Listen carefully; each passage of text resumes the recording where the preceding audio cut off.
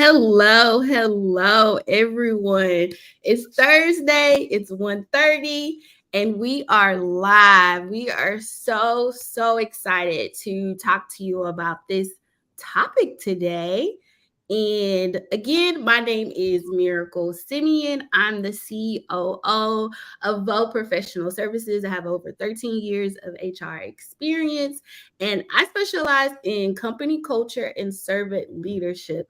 And then VPS's mission is to provide HR solutions to companies by creating a culture of engagement and compliance worldwide. And we also have Hope Malvo on the call. Yay! Hope Malvo, I'm the CEO of Veaux Professional Services. I'm so happy to be on the live with you today. Yay. Okay, let's get into it for the people. So if you're looking at the playbook of business and how to be success, and remember, playbook is looking at what people have done in the past, you understand why businesses will sometimes think, or most of the time, have a viewpoint that in order to be successful in this world, you have to have that dog eat dog mentality. It's the survival of the fittest. Like it's a pie, only one of us is gonna make it. So nice guys finish last. And having that mentality, you can see why businesses think that ethics and having a successful business don't coexist, right? Right. But I'm here to tell you that is not true, that they can success and can be successful. And that can be a winning formula for you to stand out because, like I said, most other businesses think differently. Sure. Yeah. Anything Yeah, that well, I totally agree with that. And I think that businesses too have a reflection of what's happening in the economy and the world.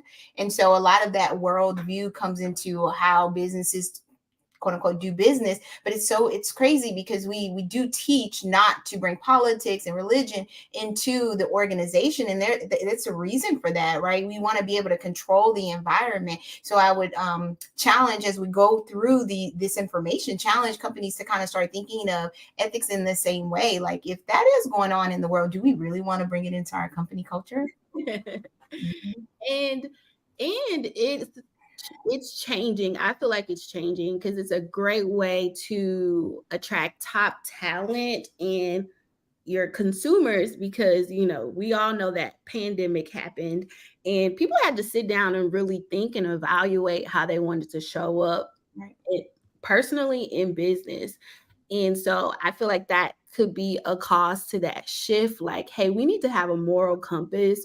We need to treat people fairly and think about ethical behavior outside of kind of like, I'm out here to cheat you or do anything like that. Because I don't know about you, but being in that environment, I literally feel kind of dirty. Like be like, oh, I need to go wash my hands. Like, I don't know what's going on because you can feel it in the organization.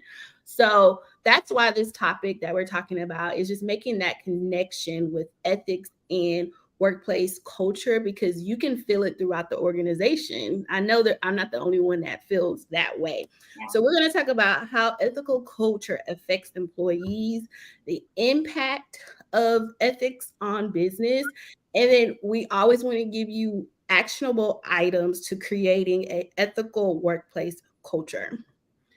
So this one is interesting because I want to talk about what does it look like when businesses don't have an ethical culture. Of course, you see the list here, but I'll talk about the one that resonates with me, and then Hope can give her example as well.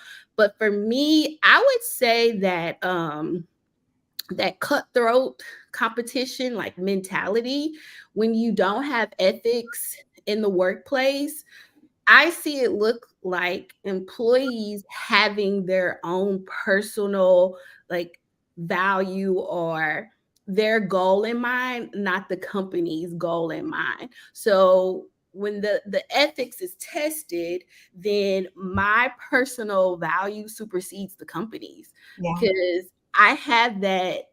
I'm out to get mine. And if you're like in the sales department of this organization, you can see it. Okay, I'm gonna say two. Sorry. You start to take shortcuts. Yeah. You're fudging the numbers and reporting on things like when you're playing spades, one in a possible, you're not supposed to count that possible. Right, You right. start doing counting the possibles and making like it was a real sale, and then the whole business is like thinking they're doing X, Y, and Z, and they're not, because this behavior of just like fudging the numbers Sure. has creeped into the organization. But Hope, which one of these kind of stands out for you, and do you have any examples? Yeah, I think the definitely the shortcuts and the scandals, and because you spoke on shortcuts, I'll speak on scandals. So when there's a lot going on within the organization, gossip, gossip Mm. is a big one.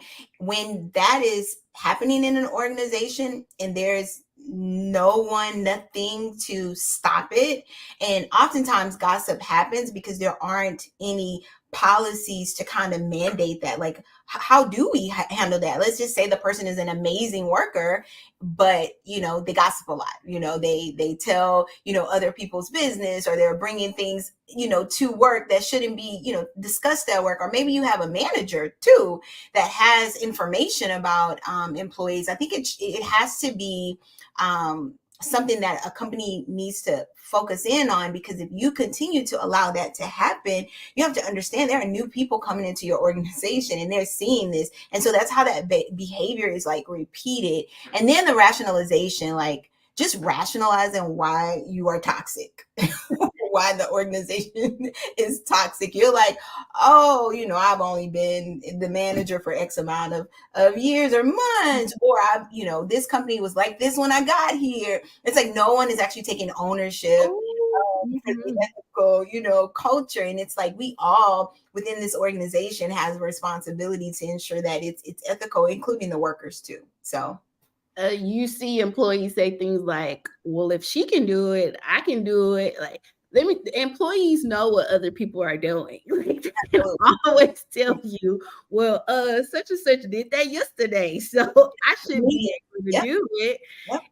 And then it attacks the ambiguity of the company, because employees truly don't know what is right or wrong. There's Like, no think measurement. There's no criteria, right? There's no way. How do they set a measurement when anything goes? And that anything goes culture happens obviously because you're not being intentional about it, and maybe not necessarily having the tools to fix it. But that anything goes culture is why it becomes unethical, because nobody's holding anyone accountable and setting standards. Yeah. and it's important to talk about what it looks like when you don't have it, because I feel like companies sometimes like assume when you're talking about ethical behavior, everybody had the same home training as everybody else. So I Um, can say we hold everybody to a high ethical standard, but you are not like actually saying what that means, because we all have different codes of conduct. And the reason why I say that is because I know a company that their kind of motto is trust but verify. But then that culture like can have an adverse action that like we don't trust anybody and we are questioning everything. So you need to be companies need to be very strategic about what type of ethical behavior that they have or don't have, which leads us to the benefits of having a good ethical culture. You get to make better decisions right. because you know what's right and what's wrong. And you can't assume that people know. You have to like have those questions. Hope I'll let you talk about any one of the other three. Yeah, and I think you can't do anything without trust. I mean, that's super, super important. And this isn't, again, these are practical tools. These, we're not going to probably tell you anything you haven't already heard. So it's really just about application of these things. But building trust, and building trust only happens when we are transparent and we're honest about where we are, and even those areas in which we need to fix. It's just kind of being open about that, and it's a building, it's constantly building, right? And that risk mitigation. So all Mhm. this is about mitigating risk. You're open to unethical cultures, are obviously open to lawsuits that range from discrimination to, hostile work environment lawsuits, and all kinds of other things. Because I always say to management, you don't want to be in a position where you're setting a precedence.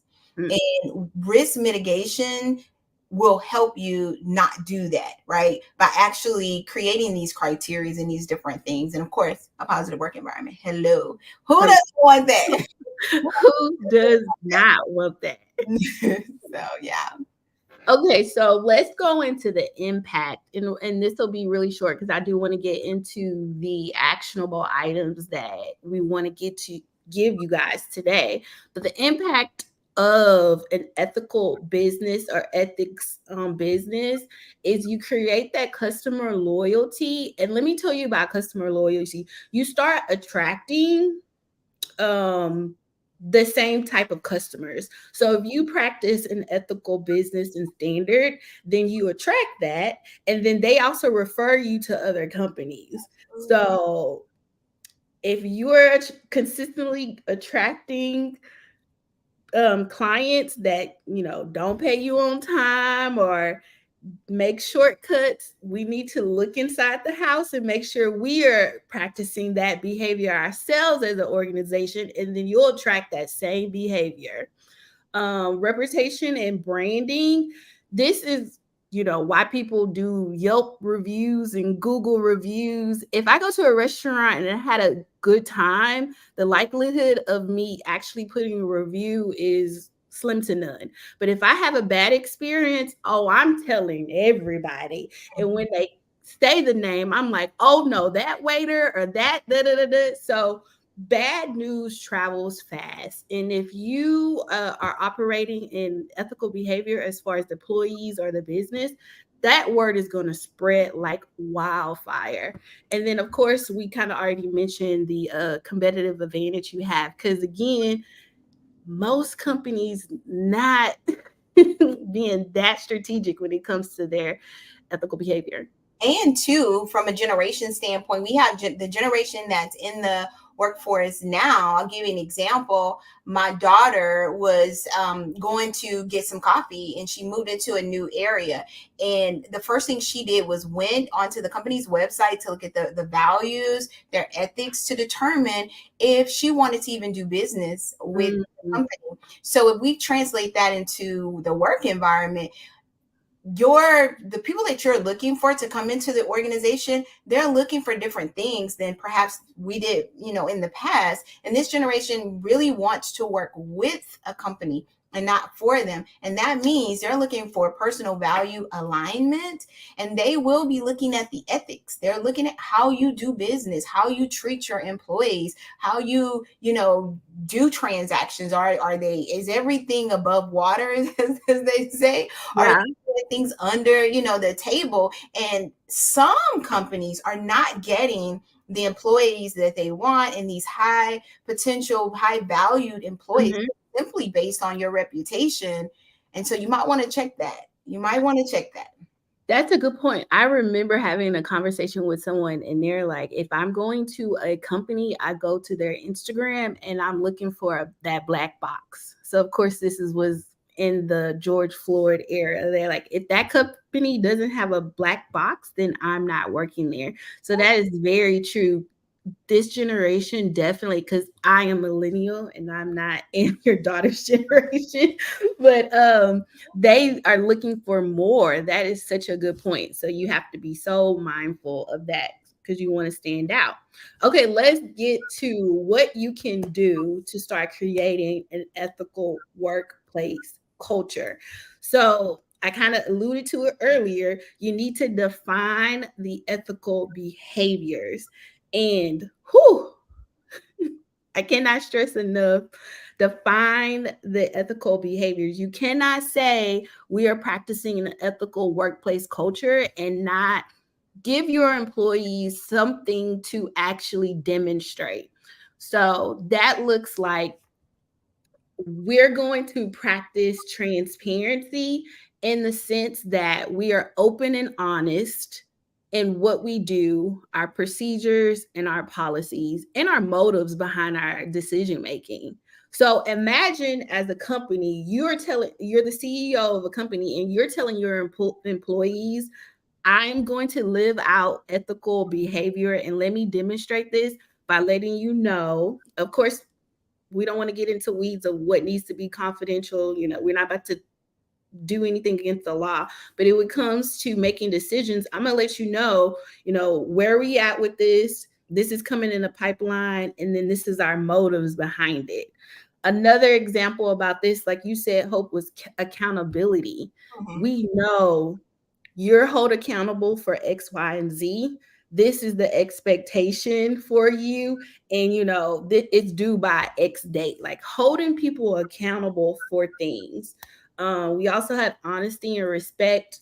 Any of those you or outside of those you want to talk about? Hope, what would you tell a CEO of a company what behaviors they need to do to live out ethical Yeah, culture? I mean, I really think that you need to get to the core of that why, and I think that when we're clear about our why, and the why doesn't include like making money, right? It's the core of your business. I mean, the money is the side effect of the why. So it's like really being clear about your why, because what ends up happening as a CEO or a leader, sometimes you just get in a crunch, and if you're not clear about why you're doing things, then unethical practices come into place. If I know that I am, here to serve, like for Veaux, we're here to serve our clients, and for us, it's really about employee relations and really focusing and being creating positive environments for the employees. So any client that we're working with is not in line with that, then the money doesn't even matter at that point, because our why, the reason why we're even doing business, is not aligned with the client, right?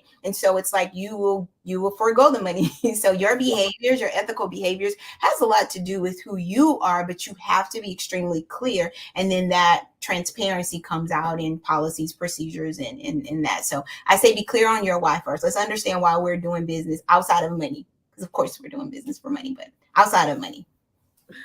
And so once you have those defined ethical behaviors that you want yourself, because you have to lead by example and your team to follow, you need to tie it back to something. Like it's all good to say, I want you to do this, Yeah. but let's include it in our performance review. Let's include it in SMART goals. Like, how are they going to live this out on a daily basis for your organization? And then, of course, we always want to celebrate and reward positive reinforcement. Of course, we as people feel great when we get recognized or we get a shout out for doing that. And so it trains us like, ooh, I want that again. So let me continue doing this behavior. Yes. Anything you want to add to that, Hope? No, that was perfectly said. Perfect. Okay, so we are now transitioning to our culture pop up workshop. I'm so excited about this offering. We can come and do this with your leaders or your whole staff. So you on your lunch break, that's the whole goal. We pop up, you guys are eating lunch, your leaders are your employees, and we facilitate and we brainstorm different ways of behaviors and how we want to live out our day-to-day behaviors as an organization. And the benefits is, of course, to get the team alignment. So imagine if it's either for the leaders or in the employees, they're actively coming up with this. Of course, we're guiding them in the right direction, and then they come up with how they want to operate and see the culture of your organization. It's so important that you actively mold the culture you want to see because it's happening regardless. So do you want the person with the biggest personality to shape your culture, or you as leaders set it and mold it the way you want to see it? So yeah, we're super excited about our culture pop-up workshop. Again, contact us if you want to learn more. Here is our contact information, and really soon it'll be on our website, so you can of course log in if you want to select the employee portion of the workshop, or you want to do the leadership portion of the workshop. But thank you so much for your time. We will see you again next Thursday, same time. Bye, guys. Bye.